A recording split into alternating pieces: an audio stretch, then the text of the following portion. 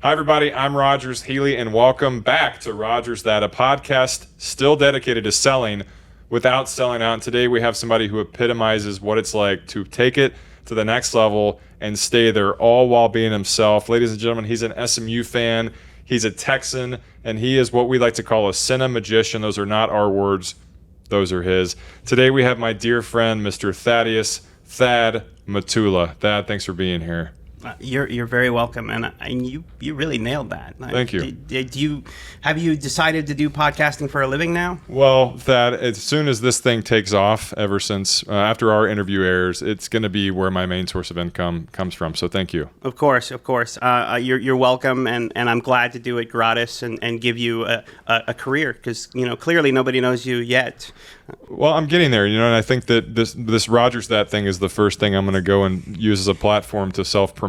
And I've been hiding behind a computer for so many decades that it's time for me to actually go and leverage a very unique name. So yeah. I mean, see you soon, social media. You should. You should leverage that. Yeah. I mean, I think if you put your face on billboards, I'm considering it. Okay. Yeah. All right. I know my wife likes to live a very private life, and I just really need to think through stuff before, I go and start putting my name and face on certain objects. But enough of me. We're here for you. And background on Thad, we met, I don't know when it was, probably 10 or 12 years ago, and I always knew your name because of the SMU connection and the handful of us at SMU that are loyal and engaging alumni. We stick together. And, I was a fan from an early part in our friendship, but you made a really big splash with the world of sports, the world of people that love documentaries, and with the world of SMU fans, which was in, what year was that? It came out in 2010. And what was it called? It was called Pony Excess. Pony Excess. And we're gonna kind of get there. But before we go and get to the fun part, why don't you give us a little bit of background? I know that you're a walking statistic in the fact that you made it in probably the hardest industry.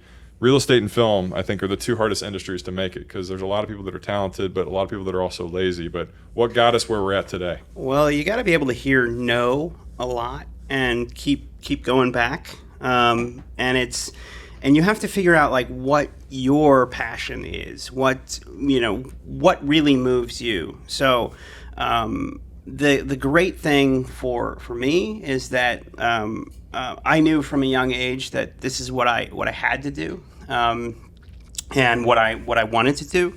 But something like Pony Excess was what really helped me. Not really helped me. It's what gave me a name in a larger audience. I had done in college some films and had some real success early, like a film I made my sophomore year in college, aired nationally on PBS and played all over the world. What was it called? It was called The Dreamer. Wow. And but I'm not the only one. Yeah. They all sing it together. Yeah. John Lennon came back to right, life. Of course. That was the big coup. That's why they put it on PBS. Noted. So, yeah. No, it's about a future where there's only one lower class, and they're subjugated by the use of a computer chip implanted in the brain that prevents dreaming or proper dream state. It's an allegory to myself and anyone out there that has a dream that's unconventional. Like you said, it's not easy to make it in this, and society is going to tell you can't make it, and you are going to tell yourself you can't make it, and if you decide to listen to that, then you won't.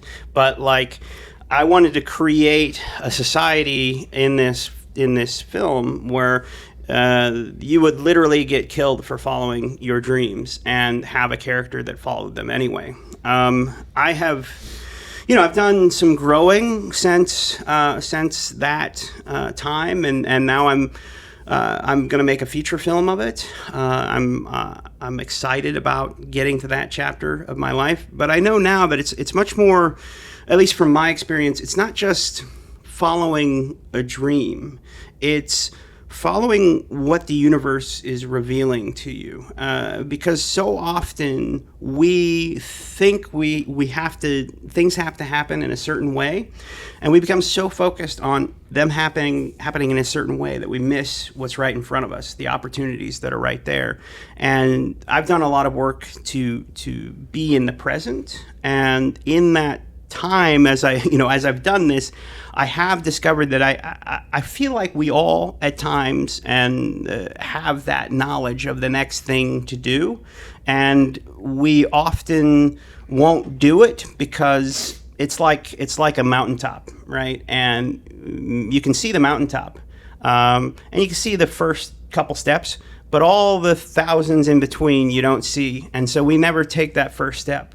We just stay in base camp and see if we have the right tools, and we keep staying there because it's comfortable. And I always say if you're looking at two different options of things to do, if you've narrowed it down to two, or a low number, it's really the one that looks like harder work and the one that you may not know what you're doing. And I would just encourage everybody to just take that step. If you know you need to take it, and have faith. Even if you're just pretending, have faith that your foot's going to land on solid ground. And I can tell you, from my experience, the more I just follow that, the more successful I am. But the more I'm able to do this work that I feel called to. And success is to me much more about my personal well-being, but also, I know I'm supposed to tell these stories. Tell you what, that's a director right there, because I don't even know if I asked you a question and you just went and brought it all into one beautiful answer, and that was very poetic. So that's a hell of a way to start. But speaking of starting, let's talk about the dream of being a filmmaker. Obviously, you make a movie as a sophomore in college, but you had to have aspirations as a child. What inspired you? Was it E.T.? Was it was it PBS? What got you to the point where you wanted to be probably, you consider yourself one of the foremost documentarians on planet Earth today, wouldn't you? I do. So was it Ken Burns that got you there? No. Was it the Super Size Me guy? No, it was Star Wars. Star Wars. So part of me... Not to freak you out, my birthday is on May 4th. Oh, May the 4th be with you. Also with you. Yes, thank you. Yeah, thank you. I was that. Did you grow up Catholic? Was that because I was a very and also let with us you? pray. Yeah, exactly. I'm Christian and just kind of whatever. Gotcha. But I like the response. So, I am a much younger brother. I have a brother that's 9 years older than I am, and a sister that's 10 years older than I am. And me being a guy, as a little boy, I idolized my older brother. And so while today, knowing what I know now, I feel what I have become and what I'm doing was inevitable from the beginning. But when I look back, I just remember I grew up with anxiety and depression, and that stayed with me into adulthood, and obviously it's still with me, but I'm not crippled by it, and in fact, it's not something that takes me over anymore because of all this work to be in the present. But the thing is that when I was a kid, I didn't have an outlet. I didn't have a way to sort of tell myself that everything was going to be okay.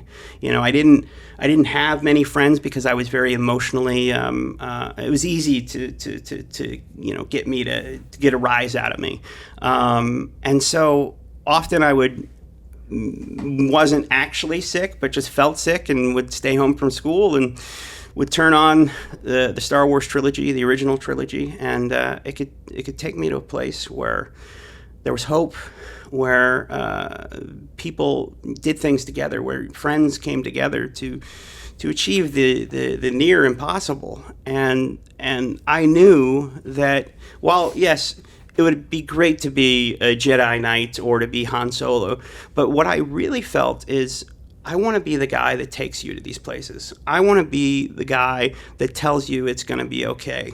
I talk every time I walk onto a set. I say this in some various form. It's a variation. We are working on somebody's favorite movie of all time. Sometimes I say favorite film, but but we owe it to that person to do the best we can in every moment, because this will be life changing for someone. And I don't tend to shoot low when I'm making films. I want to make the best film you've ever seen every single time out. And whether or not I do, I just know that like they are inherently better because I have that sort of like high bar. And I'm not saying like a high bar can be crippling. It can force you to not start, but it's like just keep going for that excellence. And I think you had brought this up in like how did I know, or what this was. And so yeah, it really was Star Wars and that idea of hope and belonging and achieving the near impossible with your friends. Which is such a, I mean, and I think that most stories, the beautiful part is the story within the story. Right. And I think that as we get older and you start to see things like, oh, okay, I get it. And even as a 40-year-old man over here, I was a Star Wars fan, still am, but as a kid, it was just the action and the zoom, zoom, zoom, the noises and the characters. But now, when you look at it, it's an incredible story of hope and redemption, and the good guys winning, even though Han Solo passed away because his son, R.I.P. rest in peace. But we'll have a Star Wars conversation later. So how did you pivot from the world of science fiction and craziness to making documentaries about athletes that spend all their money? So I had people that gave all their hard-earned money to athletes. Right. That was a different filmmaker there for a second. No. But I corrected myself. Yeah, but so along with my brother loving Star Wars, and that's just how I sort of like started watching Star Wars. My brother also loved SMU football, and so I had to love it too. And my dad was a professor at SMU. I didn't know that. Yeah, he finally retired about 4 years ago. I didn't know that. After 44 years at SMU. What did he teach? Computer science. I was going to say, what did he profess? I was What did he? Yes. Smart. He arrived at SMU as the original department chair of computer science. No way. Yeah, so he had been at WashU for 8 or so years before that in St. Louis, and that's where he'd done his undergrad and gone. WashU, people know that. Larry Hughes played college basketball there. I remember that's when the first time I heard about WashU. There you go. There you go. It's I like that. That is some good trivia. Thank you. That's some good trivia. Thanks. So yeah, he'd gone out to grad school at Cal Berkeley, and they didn't. My dad went to school there. Hey, all right. This is it's okay. You can go for it. Fist bump. If you're listening, you couldn't see that. But here's the noise again. Well, it blew up. But yeah, there wasn't even a computer science field when he was in graduate school, and so it's really interesting to hear him talk about how all of this has changed in his time. But anyway, and we can go off on that for a while, but so I grew up going to SMU football games, and it meant so much to me. My earliest sports memory is of Eric Dickerson running down the sidelines at Texas Stadium with his jersey half torn off.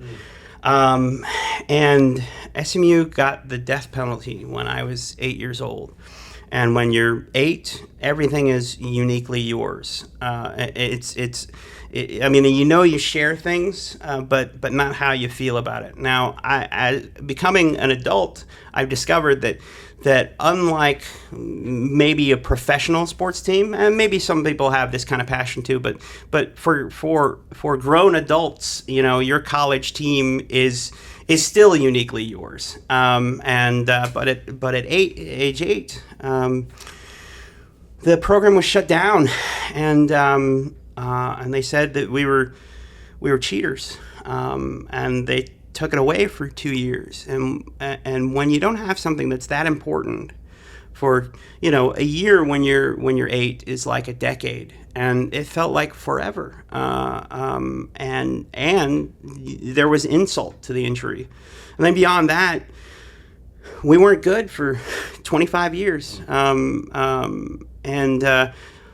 that time, knowing that I wanted to be a filmmaker, I always wanted to tell the story of SMU of the death penalty. And for those of you listening to this who may not know that, the death penalty is a term for this NCAA punishment that has never been meted out since, where your program is shut down for a year or 2 years for rampant rules violations. But they saw what it did to the SMU Mustangs, the football program, and the whole community. Yeah, I mean, the SAT scores dropped 150 points or something like that, 100 points, because so fewer people were applying. That's where I got in. Yeah, there you go. But yeah, I always intended to tell that story as a scripted film, so a movie with actors. And when I got to college, I started thinking, you know what, this is longer than one film. It has to be a series. And as I kept going, I just kept feeling like, okay, I'm going to have that on the back burner until I've become so successful that I'll have the money to be able to recreate an era, and then have these giant crowd scenes, etc., and be at least known well enough that I could use the SMU name, that people there would trust me with it. And so I never really thought of it as like, this is going to be my next project or anything like that. And after college, I went 8 years without making a film. Really, as I was talking about, the depression, anxiety caught up to me then, and we can get into that if you like. But the point is that I had found myself living in Austin, and I'd been there for 5 years, and I hadn't made a film in 8 years, and I was like, I gotta make a film or stop calling myself a filmmaker. And I called up a producer friend of mine, and I said, hey, look, I just want to meet you for coffee, and no pressure. I just need to bounce these ideas off of someone, and whatever one you are most excited about, I'm gonna go off and start making. And so I just mainly told him about science fiction ideas and a couple of other things, and then we decided on this one science fiction film, and I was like, okay, that's what I'm going to do. And then I asked him what he was up to, and he mentioned a number of things, but then he talked about how he was at the time he was just helping out on a documentary about tailgating at Texas Stadium, and how it was going to be different than it would be at Jerry World when it opened. And then he mentioned another football film too, and I was like, I never even thought of this guy as a sports guy, and it dawned on me. I was like, well, I want to talk to all these guys anyway. Why not just bring a camera? I mean, and it was so funny because, like, as he had said what he said, I was saying, I have a football story too. And it was before the words finished coming out of my mouth that I was like, yes, I need to bring a camera, and yes, that is what I'm going to do. And what's the process for like doing research on a documentary? And just to rattle off real quick, what are the names of some other ones in case we forget to ask you, the ones that you've done from a documentary stance? Brian and the Boz is another ESPN 30 for 30. So 30 for 30 is ESPN's branding for feature docs, and that's about Oklahoma linebacker Brian Bosworth, who the Boz. Yes, that one. That for those of you listening, he just showed a copy of 30 for 30. That one has Pony Excess on it, not the Boz. So we have a Boz jersey here. We did some real estate stuff for him. I don't think I should sign that. Yeah, but don't. I can sign adjacent. Yeah, but maybe next time you come here, I can have your eyebrows shaved, like you did back in the day. There you go.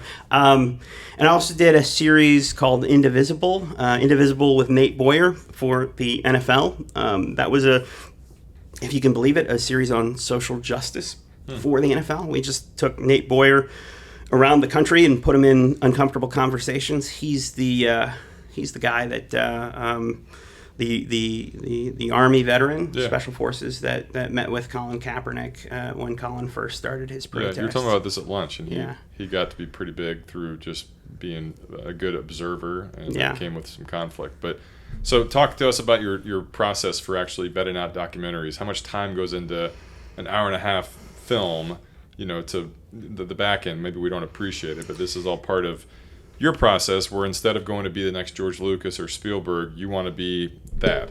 Mm-hmm. And you want to go and find something that just pulls at your heart. And I want to make sure we talk about the project with the church too. But What's the process for making a documentary, and how much time goes into it? Well, sometimes they just find you, but like Pony Excess is an interesting example because I had when I had that conversation. I had that conversation because I had found myself editing deer hunting videos. I don't hunt. I don't particularly like guns. And here I was doing videos about it. And I was just like, that's when I said I've got to do something or stop calling myself a filmmaker. I get home from that coffee meeting and I call up the guy who had been hiring me for these things. And I was like, I'm delivering this one this week and next week. I know you have another one, but I need you to find someone else because I have a full-time job starting on Monday. That week, it wasn't even a hunting video. It was a seminar on deer feed that I was editing. Like that was rock bottom for me. But then, amazingly, here's doing what the universe is revealing to you. 18 months to the day from that following Monday is when Pony Excess premiered on ESPN after the Heisman Trophy ceremony, becoming the most watched documentary premiere in the network's history. Wow. So there's not a metric for, the guy sitting at the end of the bar talking about how he used to be someone or could have been somebody to the guy who had just had that film. But 18 months is incredibly quick for a documentary film. And if I didn't have the team that I had and the funds that we could get for it, that would have taken 3 years easy. Well, what's the process? What'd you have to do? Just like live and die SMU death penalty for a year and a half? For sure, yeah. Well, I also had to convince people to give me money, and I knew that that's why I said I'd have a full-time job, because I knew that no one was going to give me any money unless I used my only commodity, my time. And I got my power turned off. I got my cable turned off. I got eviction notices, but kept going. And the process was to just put myself in front of people, to let them see the passion that I had, and with any, I don't know, with any luck or intervention, that they would see my heart and where I was coming from, because not only did I have to convince people to talk to me about something that was personally embarrassing to them or personally painful to them, then I also had to talk to people about them paying money to see this on screen, and then I also who was the first person you met with, like the first interview you did? Let me see. The first person I tried to get was Sherwood Blunt, because I thought if we did this, that it would really help Sherwood, because you could understand why he did what he did. The Steve Bartman of Dallas. Yes, but he didn't want to talk. Was he just the fall guy for it? Probably because he was the one that was he was Rogers Healy before Rogers Healy. Like he was a big real estate guy here in town. Everybody knew his name because his name was Sherwood Blunt. And just a young guy who, unlike Rogers, maybe a young Rogers, he was very brash and very egotistical, and so he talked about what he did very freely, and so he made for a better fall guy than some of the others. But they call him and the 8 others the Naughty Nine, and I can't tell you how much that hurt some of those individuals, because they were lifelong SMU people and gave all kinds of money to the university as a whole, and it was just a painful experience for them.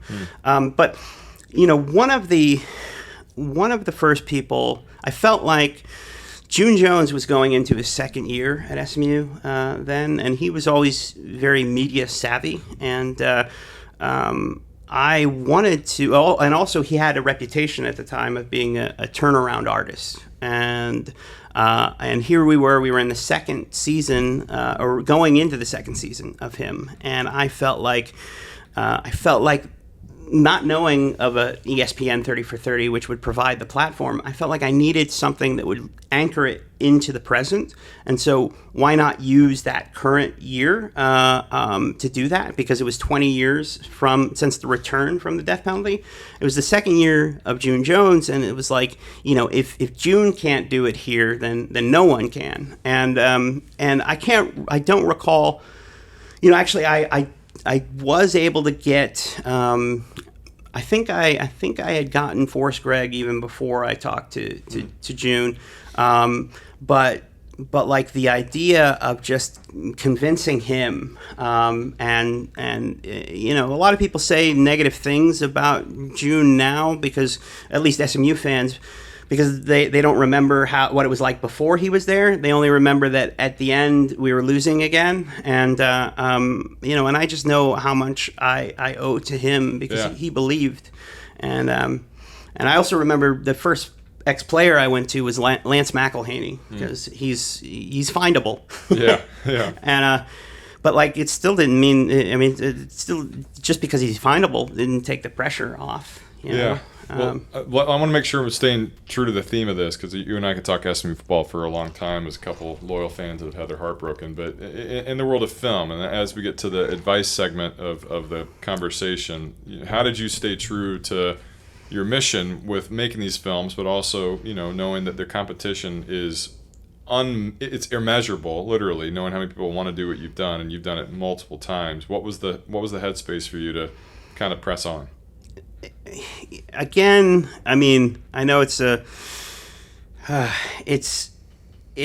tough for me to translate for a general audience, in the sense that, like, this is just something I innately knew that I had to do, and really what it was I just stopped fighting it. I stopped fighting the voices in my head that were telling me I couldn't do it, and I just went for it, and I kept driving. And so how did I stay true?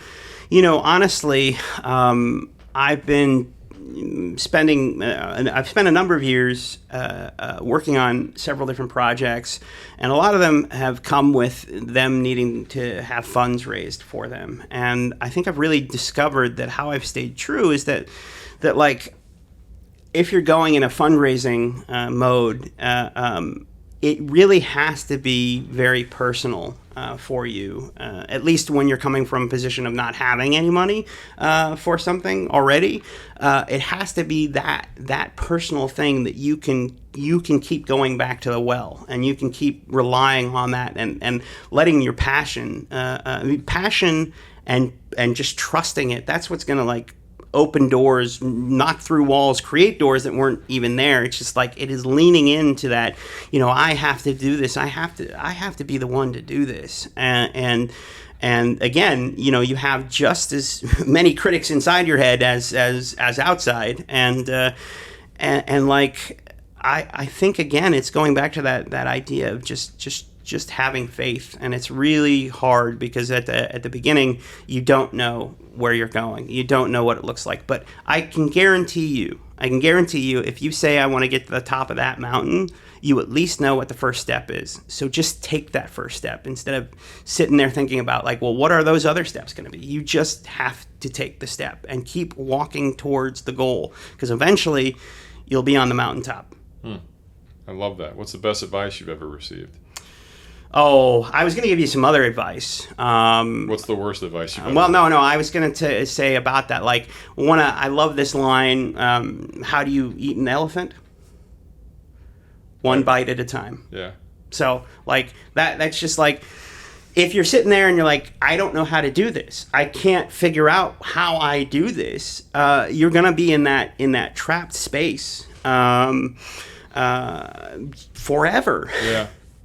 So you have to take a bite. You have to take a step. Best advice I've ever gotten,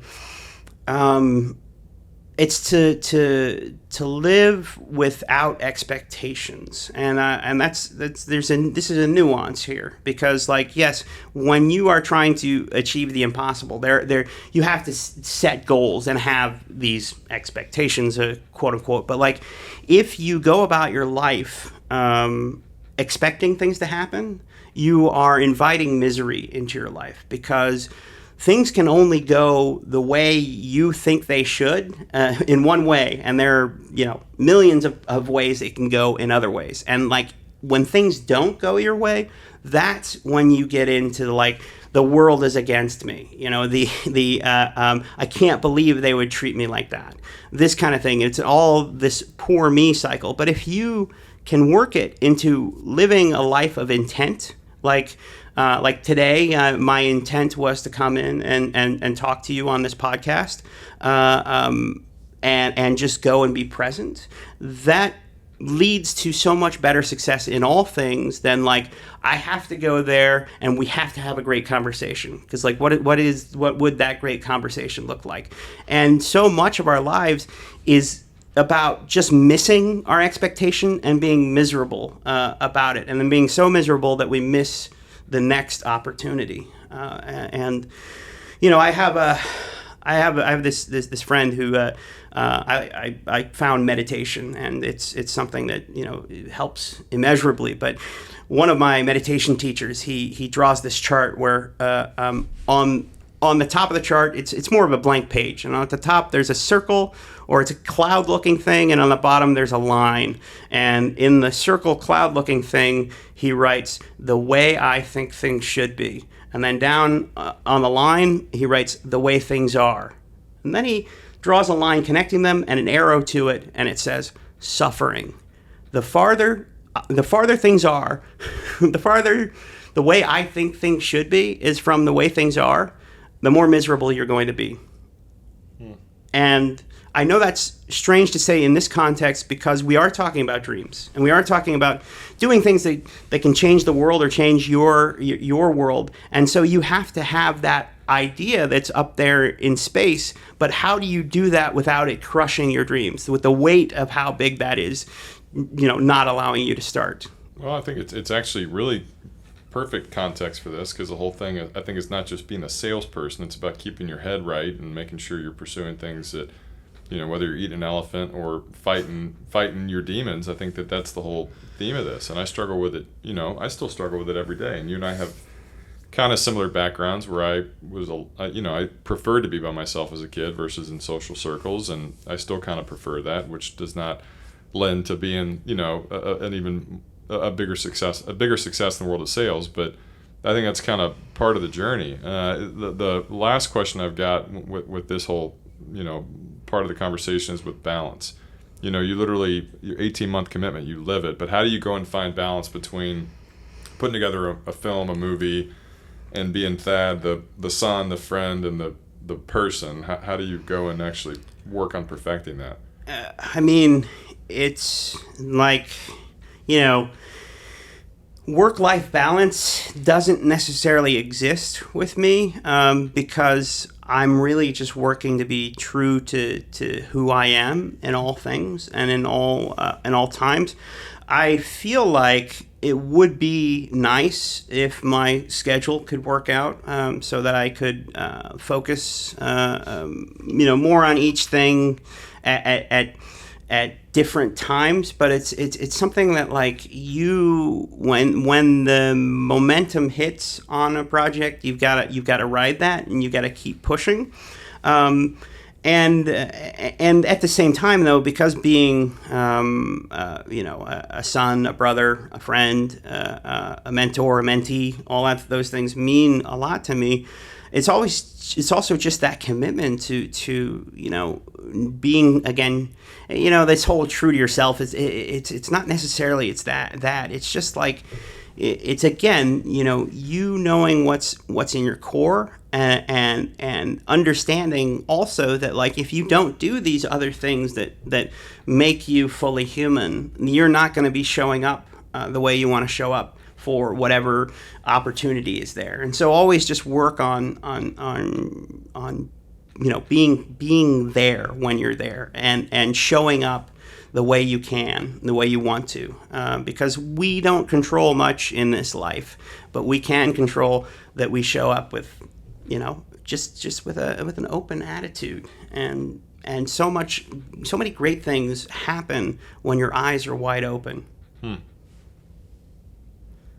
That was a visual again for the listeners. Yeah, and you're a stud. You got a good head on you, and you got a lot of perspective, and you've channeled your pain and your obstacles, and it's made you a better leader and a great communicator. And I think that you've got a lot of gifts, but one of them is that you find a way to make your, what's come out on the other side is very relatable. And I think anybody can appreciate that, whether they've dealt with it themselves or, they have it coming in the future. The whole idea of turning your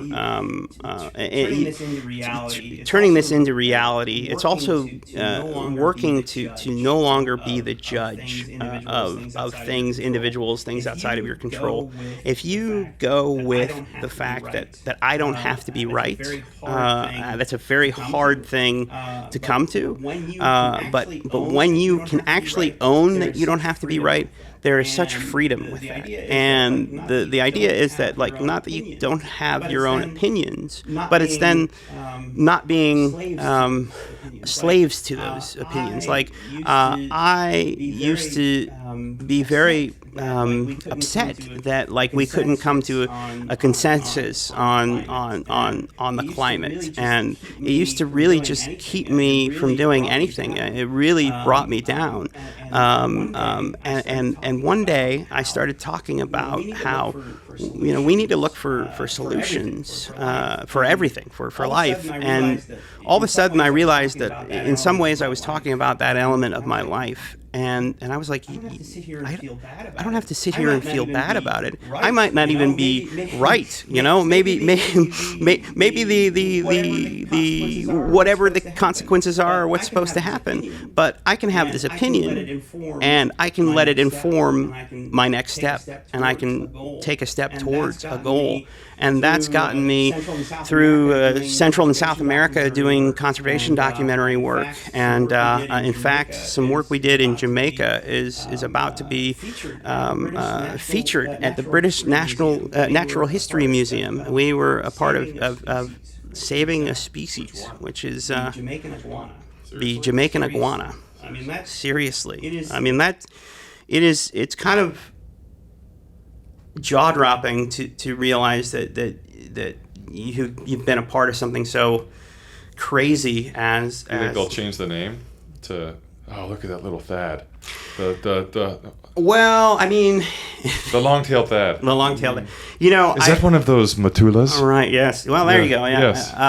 I would say maybe because a more unique name, they might go with mine. But I was there in support of a conservationist and photographer named Robin Moore, and so I don't think they're going to rename it Robin, though, because that's already got a. But they just combine the words. That's a Thad Matula. There you go. Yeah. Okay. Closing words. How do we go? Closing remarks. How do we go support you? How do we find your films? What's the easiest way to follow you outside of this podcast, or by just following you, stalking you? Well, I'm sure you're going to put my direct Venmo on this. Yeah. True. But besides that, what is the Venmo?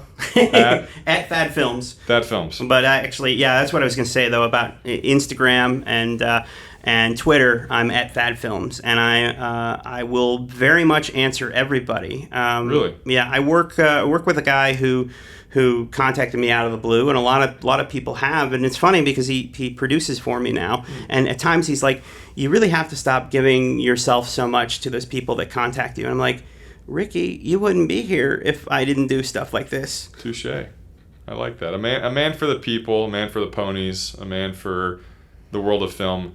Actually, the Han Solo of documentary films, if you will you? I will. I will too. Thad, thanks for being a great friend, a great guest, a great supporter, and for using your heart and your head to go and impact the world. Thank you, Roger. It's been a gift to be here. I'm truly grateful for this opportunity. Speaking of gifts, I actually have a Thad Matula for you to take home. It's not able to be seen because it's an endangered species, but we're going to give you a Thad Matula. Just one. No, unless it's like a gremlin where you just put water on it. Another Spielberg film. There you go. Fun fact, the voice of Mogwai, you know who it was? Rogers Healy? Howie Mandel. It was Howie Mandel's first big film role. Wow. It was the voice of, not Mogwai, of Gizmo. Yeah, okay, yeah. Yeah, so, man, congratulations on your success. Can't wait to see your upcoming films and to continue to support you. Rogers, thank you, and best of luck with this and Thanks, continuing. And you've already got it down, and I'm excited to keep listening. Well, Rogers that. Hi, I'm Thaddeus Matula, and that's how you sell without selling out. Rogers that.